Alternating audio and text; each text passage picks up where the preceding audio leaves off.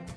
John Arhitis, and we have a lot to talk about, the latest and greatest in Hudson County news, just like every other week. So first of all, just briefly wanted to say, hope everyone had a great holiday weekend. And since then, we've certainly hit the ground running. Obviously, a hot topic this week was a group of activists protesting outside of an event for Freeholder Anthony Romano. While we had a chance to have a short conversation with him on Tuesday evening, he is actually giving us the time to sit down for an extended interview today. He's sitting right next to me, and we will talk to him at length for the majority of this broadcast. Beyond that, we're going to talk a little bit about what's going on between the Hoboken Board of Education and the city. There was an incident where the Board of Ed actually sent a letter demanding the full $243,000 from the payment in lieu of taxes at 77 Jackson Street. However, that demand will not be met, according to Corporation Counsel Brian Aloya. If we have time, I'll go into more detail on that. That's the latest story on our website. We'll also have time pending a conversation about the Morris Canal Manor vote at the Jersey City Council.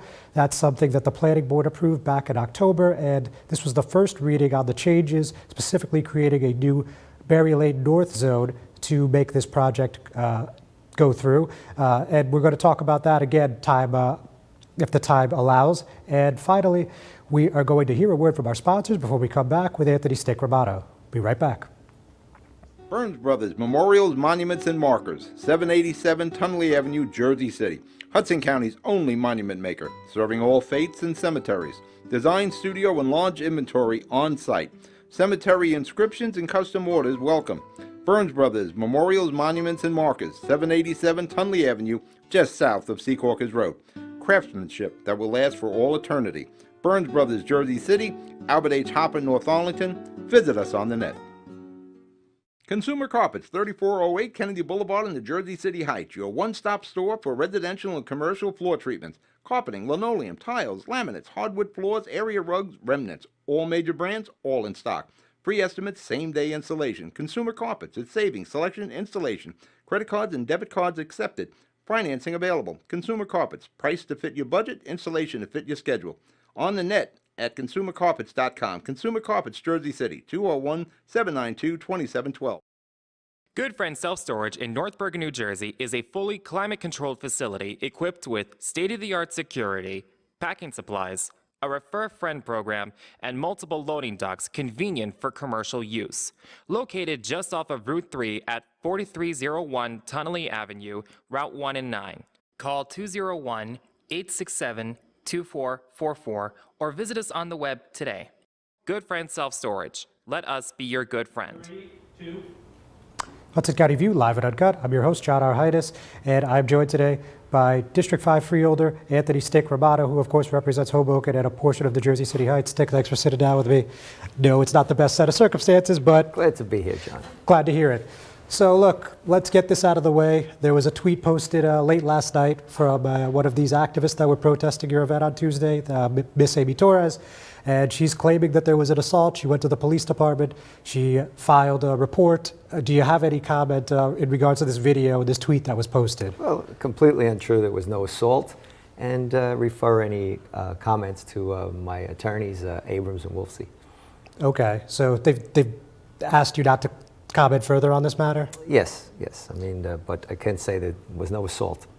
I was completely engulfed by an unruly mob. I'll leave it at that. Okay, so you're saying that's the way that she described it is not the way that it happened. Is that fair to say? No. Okay. Now, did you watch the video that she posted? Yes. And I mean, what did you think? Looking at it, there was obviously people surrounding you as you just described. There was some contact made towards the beginning of the video, and then there was a lot of yelling, and then it ends. Anything else you could tell us on that? Well, unfortunately, there was no police presence at the time, and I think that was part of the problem. And if there had been, I think that it wouldn't have reached the point that it did of blocking the entrance of the event. And all right. Also, damaging the property that occurred also. What property damage are you speaking of? There was a table with decorations on it and balloons, and it was trampled, and damage was done. Okay. Very good. So look, with that said, obviously, as we already spoke about briefly, Tuesday didn't go as you would have hoped, but, look, the ICE contract vote is something that a lot of people put a lot of time in. I mean, you know, between the last two meetings, I would say the public comment was what? Probably at least 14 hours. I think conservative number might have even been like 15 or 16. I know the last meeting started at 1 and it went through to past 1 o'clock in the morning. Right. So, look, I think part of the reason, and you know, certainly want to hear your thoughts on this. People are so angry about this. You know, some people, not everyone, obviously, but they were told in 2018, not by you, but by the county executive, that this would be phased out, and then they brought up the vote again, and you know, obviously, it wasn't the vote that they were hoping for. So, what do you think about that perspective? Well, first and foremost, I think that there's different sides to the situation. We respect everyone's right to protest or to disagree, but a lot of the people that were protesting the Hudson County situation weren't even from Hudson County. They're from all over because it's such a lightning rod topic right now. Right. But as I said to you, some freeholders look at it differently. Some are affected because they do not want to see a tax increase in their municipality, which would probably happen if you withdrew the amount of money that is received from the ICE contract. So on that point, just clerical point, if I may. So last year, the last I heard from the county was approximately 17 million brought in from the ICE contract, and this year the 17.4, yeah. The anticipated revenue this year is about 8 million. Is that what you're getting? That's what you were told, so I'll have to say that you heard it firsthand. Okay. All right. Sorry, I cut you off, though. Continue. And then for other freeholders, it could become a domino effect, and due to bail reform and due to if the ICE contract wasn't renewed, there would be a possible layoff of employees in the corrections department that reside in certain freeholders' districts. And contrary to what is being said, oh, just give them another job title. You don't do that. They're civil service corrections officers. In my case, I have three different factors that weigh into my decision, and that's the fact that there are certain legal representatives, lawyers, certain members of the religious clergy, for example, priests, and families themselves that do not want to take the chance that these detainees are moved to another facility that's possibly not going to be in this area. The second thing is the detainees themselves, upon speaking with them on more than one occasion, obviously their first choice is to be released. Sure. But they don't want to roll the dice either and take a chance of being transferred from a facility as ours, where they're treated with dignity and have availability to many medical. We upped the medical contract, so their medical coverage and treatment is par excellence. Sure, yeah, I remember you said that. Right, the food is a quality food. The only complaint that I heard when I was there last time was the taste. Okay, you were there what, like 2 weeks ago or yes, so? with Freeholders O'Day and Freeholder Cifelli and Freeholder Venieri. Okay. And then there's the other piece of the situation that I don't know if a lot of people understand. Many of detainees have been charged with crimes of a felony nature, first-degree crimes. We're talking about there was one murder that was on the list, different rapes, sexual assault, statutory rape, forgery, armed robbery, amongst the 87 or 89 offenses that were given to the freeholders from the Director of Corrections. On So that, these just all real quick, factor Stick, in. we're going to take a commercial break. Ladies and gentlemen, don't go anywhere. We'll be right back.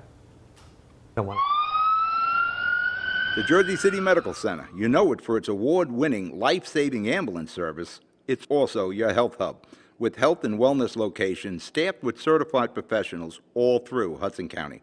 The Jersey City Medical Center, here to help you with your healthy, here when you need us the most.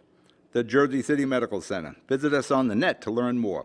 Jersey City Medical Center, Robert Wood Johnson, Barnabas Health Facility. Let's be healthy together. Newport, the luxury waterfront community on the Hudson River, offers a quality of life you deserve in 10 high-rise rental towers with amenities such as the on-site Newport Path subway, light rail and ferry service, Newport Town Square, 3 playgrounds, dog run, upscale restaurants, Retail giants like Sears, JCPenney, Macy's, and Target. Morton Williams Supermarket is just outside your front door. A health and fitness club, spa, skating rink, and medical facilities are also on site. NewportNJ.com. Enjoy the New York skyline from Newport Town Square. Manhattan is just one path stop away or quick ride through the Holland Tunnel. Nursery and private elementary schools all on site. 12-screen movie theater at the Newport Center Mall. Want to visit Newport? Stay at the Westin or Marriott Hotel. Go to NewportNJ.com for details. Newport has luxurious towers, great restaurants, shopping, New York skyline views, schools, playgrounds, a marina and yacht club, gym, spa, fine wine, fine living. It's incredible. It's you. NewportNJ.com. Newport, live like you want. Hudson County View, live at Uncut. John Arhitis, once again, still with Freeholder Anthony Romano. So you were just saying now that this list that we've spoken about before, and I know you've talked with several media types and also said at public meetings about the list, at least the last one. So as of the vote, which was November 24th, there was 93 detainees, and the list that you're saying came from Director of Corrections Ron Edwards had 87 alleged criminal acts, right? 87 or 89, yeah. Now, I read through the list. I mean, I don't have it in front of me, as you could see, but there was a lot of different things on that list. Some were as simple as illegal entry, like you said. There was some that were more severe, like murder. There was a lot of, rape allegations there. But now at the meeting, Freeholder O'Day said that 95% of these people had already either been adjudicated or served their time for these crimes. So where is he getting that from, as far as you know? Director Edwards has not given me that information yet, so I don't know if it's true or not. If they have done their sentence, which would mean it had to be in for years if these are rape charges, well then ICE should be either releasing them to their country or just release. And I understand and agree with that. But I don't know the answer to that question. I haven't sat with ICE personnel to say, well, if they've served their time, then why are they still here? Okay. So as far as the director and his list goes now, there's 93 detainees again as of November 24th per the meeting, and the list had 87 crimes, or 89, I believe it was 87, but whatever, close enough. That would still leave a handful of people, though, right, that wouldn't have any crimes next to their name. So I guess that would leave the Well, at the time that was issued, I don't even think there was 93. It was lower. Oh, okay. So that came prior to the meeting. Yes, that came prior to the meeting. Yes. Okay. Prior to it going up to 93. Got it. All right. Now, and another thing that you said was that, I know you're close with the corrections officers, have nothing but good things to say about their union, and you've spoken about how you feel strongly about the conditions at the jail, that it's nothing like a not a detention center, but as they were calling it, similar to concentration camps. You've pushed back against that pretty firmly. So why do you feel that these are actually pretty good conditions, things considered? Well, obviously, no one wants to be in a confined area. There's COVID restrictions for the detainees. People say, well, they're kept in lockdown, but there's COVID restrictions for any of the inmates of the institution, whether it be on the detainees or the prisoner side.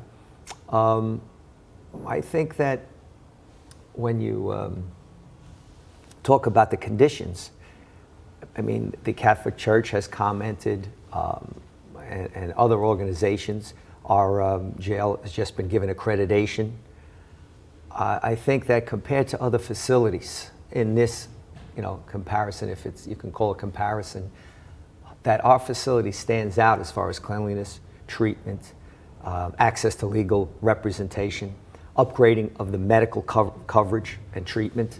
And I think that there's an advocacy group and board which serves, and I'm on that also, that the number of complaints in different areas has dropped minimal. And I think that shows that there's an attempt by the freeholders and the county executive to do the right thing for the detainees. Some of the things that are said about inhumane treatment by the guards, I just find that hard to believe. Right. I mean, the two most common, of the most common, I mean, again, there were hundreds of comments, but two of the most common things, like you said, was, some people said inhumane treatment. Some people were also talking about the COVID outbreaks, early on during the pandemic. And there was also some people that had, what they said was testimony from detainees that talked about quote unquote deplorable conditions. So why did you not Why did you not feel like those were... Well, I think there's a lot of information. I think a lot of what's being said is taking place at other facilities. For example, 2 years ago, there was an accusation of a rape, and somebody brought it up again at the meeting. The prosecutor's office investigated it, and they determined it didn't even happen here. The county prosecutor? Yes, yes. And then there was people making allegations, but no one has come forth to substantiate those allegations. I understand the frustration about other facilities that maybe are doing some of these acts, but we can only answer for the Hudson County facility that we oversee.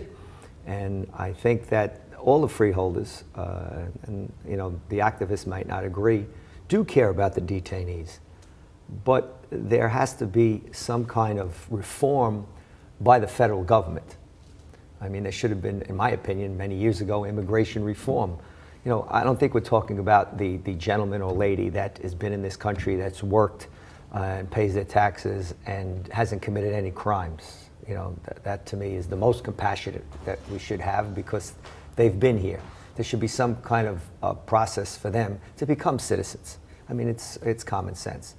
But those that have been charged with serious crimes, I think there's just a lack of understanding by a lot of people. We're not talking about somebody in possession of 2 joints of marijuana or DWI. I mean, those people shouldn't be in the same situation as those that have committed serious criminal offenses. And again, just to reiterate, based on the information you're ascertaining from the jail director, he's saying, at least as of recent as last week, nobody there is there strictly based on immigration issues.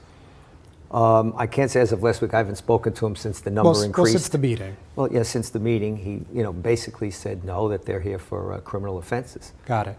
With that stick, sorry, we're just going to take one more break here. We're going to just hear from our sponsors. Once again, just give us a minute.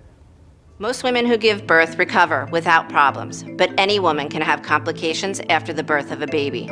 Learn the post-birth warning signs, such as fever, headache, chest pain, shortness of breath, increased bleeding, or thoughts of hurting yourself or someone else. Knowing these can save your life or the life of someone that you love. Trust your instincts. If you feel something is wrong, call and get evaluated by your healthcare provider. If your symptoms get worse or you do not hear back from your physician, call 911 or go to the nearest emergency room. RWJ Barnabas Health. Let's be healthy together.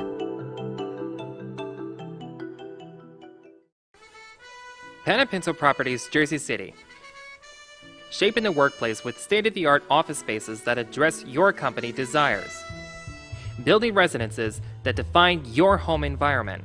Adjacent to all modes of transportation with on-site parking available. The right address, the right lease. Call 201-521-9000 or visit online at panapintoproperties.com. Pinto Properties, building Jersey City for everyone. Hudson County View live at Uncut. John Arhitis, and still with Freeholder Anthony Romano. So Freeholder, we're obviously, as you can imagine, some people on social media still are staunch that this was the wrong call, that this contract should have been voted down. We talked about it in a lot of detail, I think. Again, some people still not satisfied, and that is what it is. But just anything else that maybe we haven't touched on in the past week or so that you'd like to throw out there? Well, I think that a lot of people that are supportive of continuing the contract aren't going to actually come out and say it because of the way the activists have been attacking everyone who didn't agree with their view. I mean, there's people that have approached me in Hoboken and said, I don't want a tax increase. And there's members of the corrections union said to me, please, we don't want any layoffs. So there's different angles to look at things, and I think that it's important that all 6 freeholders be interviewed and asked, why this vote went this way.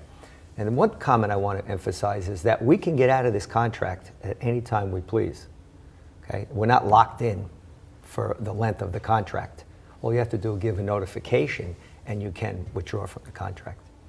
And I think that's something that people should understand. And this image of that we support inhumane treatment or ICE totally is just not true.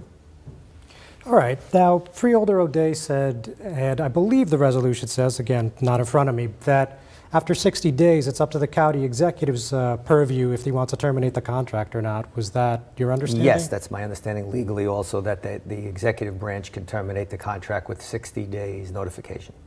All right, and at this time, you have no knowledge or no inclination that this is going to see a vote again anytime soon, right? Well, that's another thing I think that a lot of the activists are calling the freeholders. The vote has been taken, and that's, now it's in effect in the executive branch. So that's where it's at.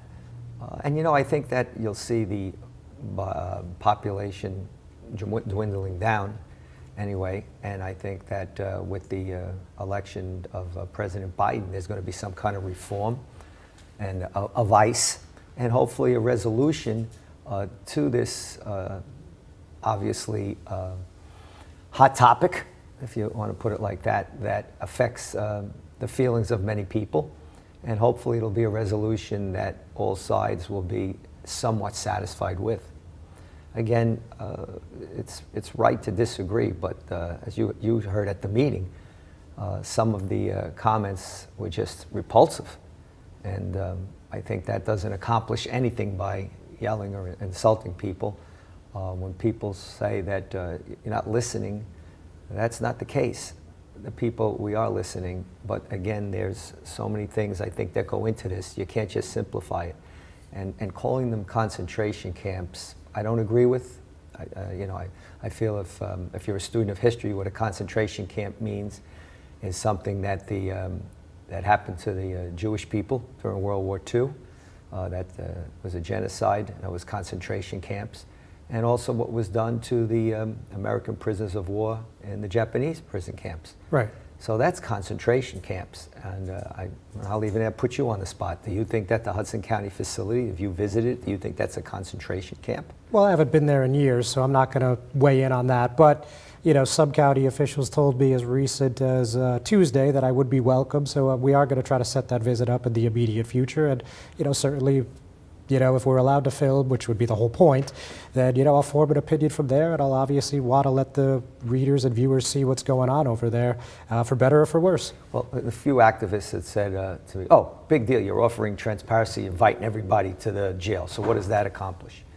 Well, I think it accomplishes a lot when you see that the detainees are addressed well, and they have access to legal representation. They're eating 3 meals a day, and I think that, to me at least, showing that there's a care and concern by the freeholders and the executive branch for the well-being of these detainees.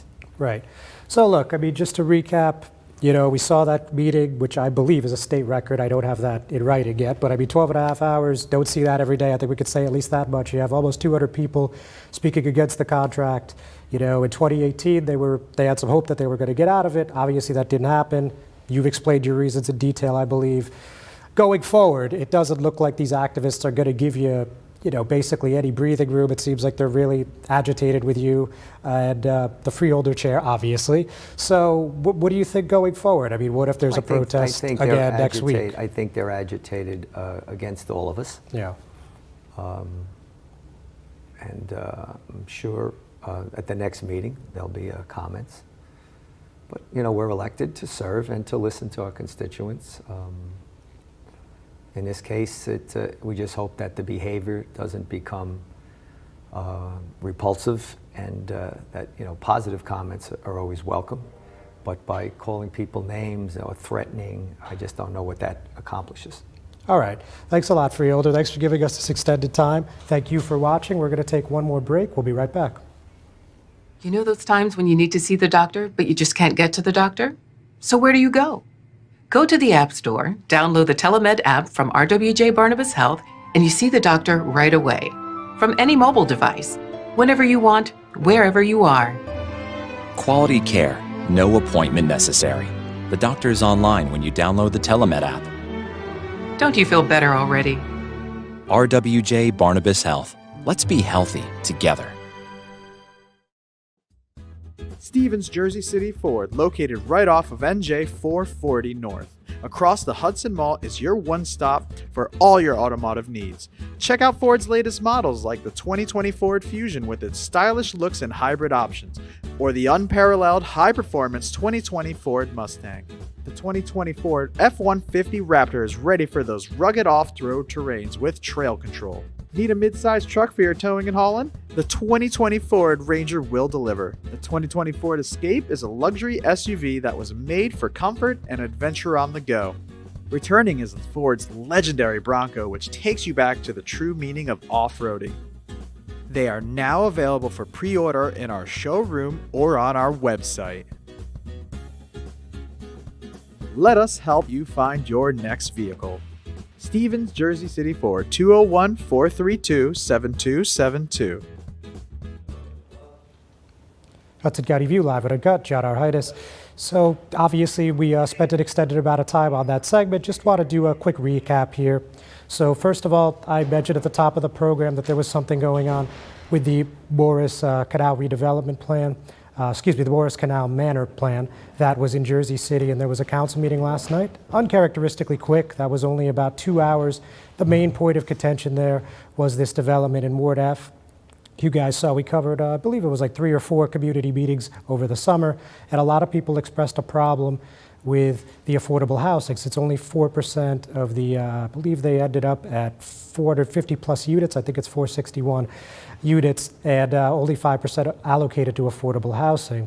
Now, they have a number of other amenities that are being offered, and that includes a STEM center, that includes parking, designated parking, and there was also a business hub as well, a small business hub.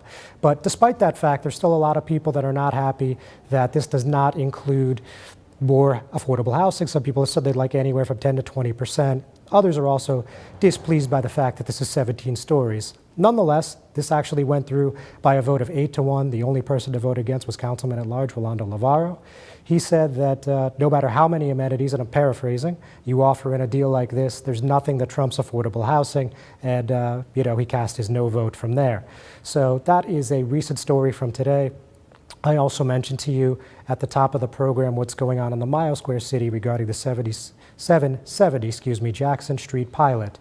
So let me tell you about that for a moment. So this is something that we've heard about since July. Mayor Ravi Bala brought that up in a Nixle alert, and he told us that this has no impact on the charter schools, basically due to the state formula set by the New Jersey Department of Education.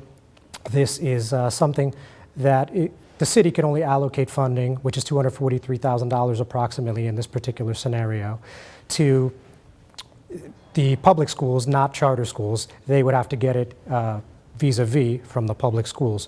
So with that said, there's been 2 council votes. You've seen me speak to council members about it right in this studio, and both of them, or there were 2 council resolutions, I should say. There were actually no votes because both measures ended up getting pulled. One was an 80-20 split between the public schools and the charters. There's 3 charters, of course, in Hoboken.